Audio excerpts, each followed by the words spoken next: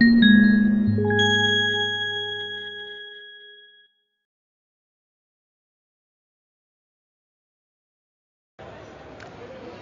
right, undoubtedly one of the biggest trends of the industry has been the move to over-the-top OTT services.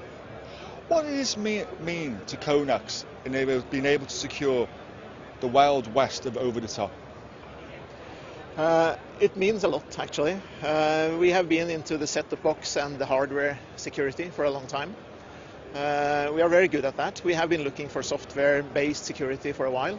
Once we move into the internet world of OTT, we have to rely on software, at least for some devices. We try to be flexible. We want to utilize the best available security for all devices, but it also means essentially that we have to deal with pure software-based solutions, which is new. We have been reluctant on that side, but we think now we are able to provide software solutions that are good enough. You've moved really into software-based solutions from traditional hardware. What's that meant to you as a company? How have you changed? As I said, we've been doing this for a while, so it's not that big a change technically, but it's certainly a change to our customers. They need our advice. We need to be there, help them putting together solutions. There are essentially no real sustainable business models for OTT yet, so we have to help them on everything to get started and how to stage this. So it's more kind of a broadening of Conax business. What's the biggest challenge in OTT security? What type of threat are your customers, the operators, likely to face, and how can you help them? Generally, I think the biggest threat is that all the devices that are in question are very open. So they are open for services, but they're certainly also open for the pirates. And we cannot get access to the kind of bits and bytes down there. We cannot get access to operating systems on all devices and such things. So you have to build security on a higher level than we used to do previously. How difficult is it in customers are now choosing iPads and tablets rather than a set-top box to access content? What does that make an even bigger challenge? It is a bigger challenge, and it will be a bigger challenge. I think to start with, the valuable content will still stay on your TV and your set-top box, but eventually, of course, customers would like to have the valuable content also on the iPads, and that will certainly be a challenge. We have to do this step by step, staging up security as we stage up valuable content. Another key trend that we've been seeing are pay TV operators move into cloud-based services. How can you help to protect cloud-based content? Well, I think you have to secure the content on both sides. To us, we are focused on securing the transmission from the operator to the client end-to-end, which also means that we sort of have to take into account also where the content is stored and things like that. But at the end of the day, it won't be that big difference to us, I think. It's more important for the operators to utilize the cloud. For us to protect the content is essentially the same.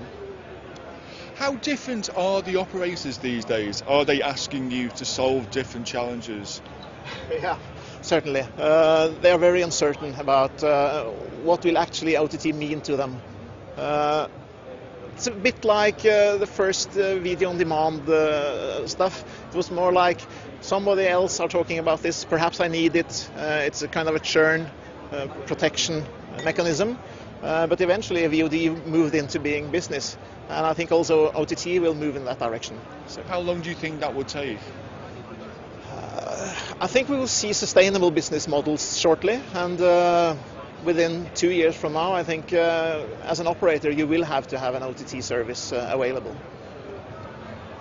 Looking out in the future, what do you see as technologically the biggest challenge to content protection? I think it's this kind of scalable protection that you can utilize security features that are inherent in different devices. Because just relying on software solutions on a very high level it's a risky business, actually. And finally, Tore, if you had one message to the content industry, it's their products that everyone needs to make services, what would it be? What is Conax going to be saying to Hollywood? I would actually recommend them to move into this direction. I think the music industry essentially has succeeded. I think they should not be afraid for the cloud, but they should talk to the guys like Conax and the other DRM-CA vendors to ensure that protection is optimized.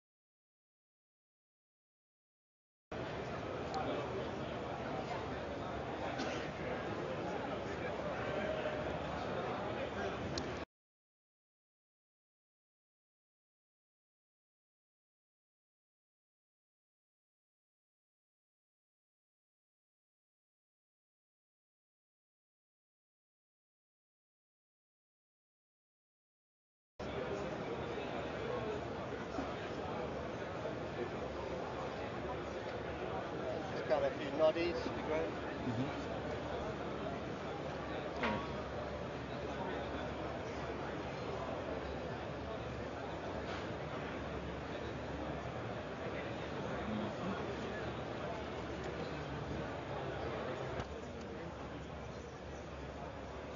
flashing is recording, right? Right.